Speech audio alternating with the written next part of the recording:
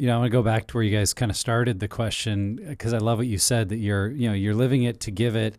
You are willing to say we're in, marriages 3 and 4, and we have adult children, and yet we're learning and we're growing and we're hearing from the Spirit and we're implementing new things, and we're looking to integrate it with our kids and not just assume, which I think is why I was bringing this up, because a lot of couples can feel like, well, I wish I could have, when my kids were little, I could have gone back and taught them more about biblical sexuality and health. And if I had been further, now it's too late. Like, they're grown kids now.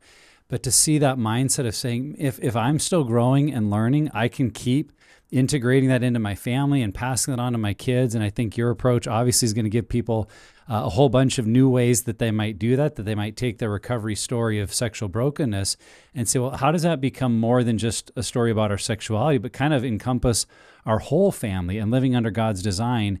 But I think it starts with that belief that it's not too late. If a family's in there, the couple's in their 50s and 60s with adult kids, to say we can still have an impact on our kids. And I think that's what you also said, Randy, that's so important.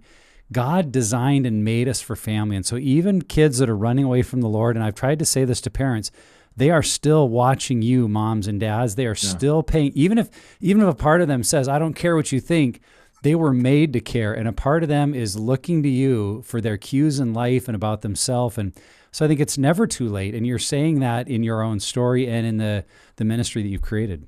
We really believe that whoever wins the family wins the culture in the end, because all of culture is downstream from family by God's design. In other words, as goes the family, so goes the culture. That's been actually proven historically. I studied 8 civilizations in the book. And the reality was that one of the top 2 reasons why civilizations fall is because family falls.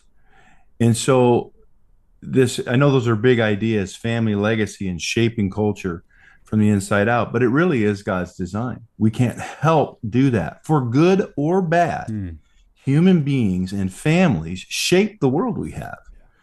The leaders at the gates of culture right now are making decisions to govern. And those decisions are either corrupt or they're in agreement with God. And we have those consequences based on that. And those leaders came from families, and they have the character they have primarily based upon their families and their family experience and the generational influence and so many other things. So if we don't get in the middle of that when it's our time on the clock, is how we say it, when it's our shift, if we're not punching our card saying, I'm going to do everything I can with you, God, your way, to ensure that my generations know you and can turn this around so that the children and the generational flow from this house will love you and serve you. And when it's their turn at the gates of culture to lead, they'll lead like you. Yeah.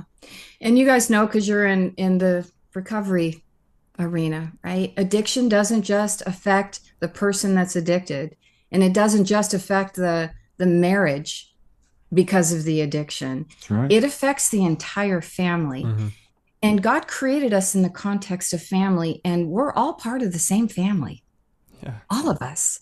There's going to be a groom at the end of this story, and he's coming for a bride. And there's going to be an eternal family.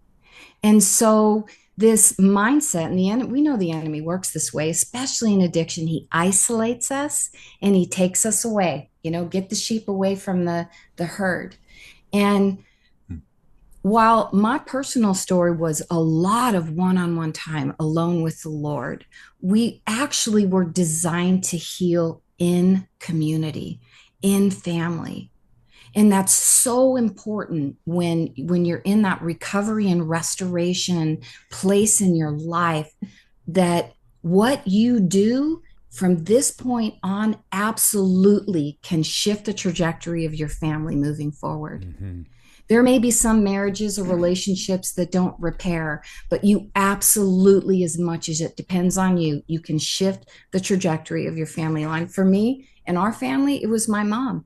My mom got born again in her 50s and completely turned her life around, and it totally changed the trajectory of our family.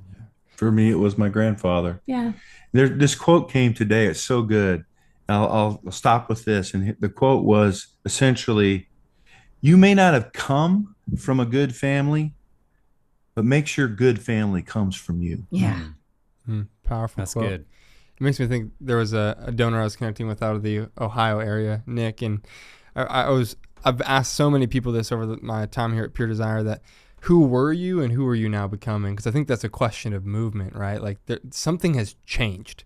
Fundamentally, something has changed. And he answered that he was a ghost in his own home, neglecting the relationships that mattered most. And then he became a present husband and father to the people who mattered most to him. And I'm like, oh my gosh, like if that was it, like that would be more than enough. And I'm just even thinking about, as we're approaching Christmas this December, the amount of family time that is going to be happening, right? And just thinking, I loved what you guys said regarding vulnerability and leadership. Vulnerability equals leadership. And I think some of the greatest gifts I've received from my parents regarding the restoration of my family of origin has been their humbleness and their vulnerability, and they're willing to go first by saying, hey, we know we didn't do this right. Would you forgive us? Oh my goodness, the safety and the trust, like they are continuing to grow as well into their 50s. They're not done. And so I don't know, Nick, I just feel like the gift of vulnerability and going first could be critical as we're approaching Christmas this December. Yeah.